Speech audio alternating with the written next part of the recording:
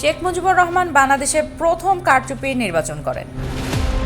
এই প্রজন্মকে আরও একটি অপ্রিয় সত্য তথ্য দিলেন আমার দেশ পত্রিকার সম্পাদক মাহমুদুর রহমান। তিনি বলেন, তোমরা নতুন প্রজন্ম জেনে রাখো, 1973 সালের জাতীয় নির্বাচনে শেখ মুজিবুর রহমান এদেশে প্রথম কারচুপির নির্বাচন করেছেন। আমাদের মধ্যে কেউ কেউ শেখ মুজিবুর রহমানকে শেখ হাসিনার চাইতে উন্নত প্রজাতির বলার চেষ্টা করেন। আসলে তাদের মধ্যে কোনো পার্থক্য নেই।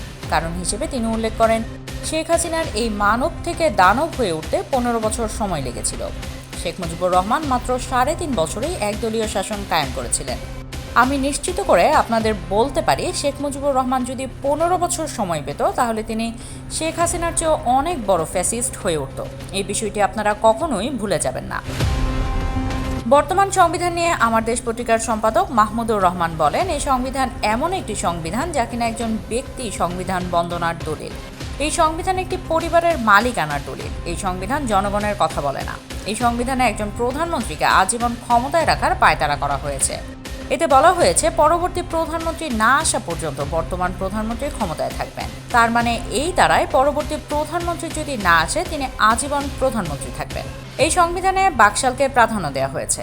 আরও একটু তথ্য দিয়ে মাহমুদুর রহমান বলেন, আপনাদের হয়তো মনে আছে, হাসিনা যখন এই চুপ্পুকে রাষ্ট্রপতি হিসেবে নিয়োগ দেয়, তখন চুপ্পু তার শপথ অনুষ্ঠানে বলে, আমার সবচেয়ে বড় দুঃখ, আমি শেখ হাসিনার পায়ে ধরে আর কদমবুসি করতে পারবো না। একজন রাষ্ট্রপতি যদি প্রধানমন্ত্রীকে নিয়ে এই রকম বিরূপ মন্তব্য করেন, তাহলে সংবিধান তো তখনই লঙ্ঘন হয়ে গিয়েছে এবং জনতার বিপ্লবের পরে সংবিধানের দোহাই দিয়ে চুপ্পুকে রেখে দেওয়াই সবচেয়ে বড় ভুল হয়েছে। সে ভুল থেকে উত্তরণের জন্য রাজনৈতিক দল ও বর্তমান সরকার সহ সবাইকে এগিয়ে আসার আহ্বান জানান তিনি।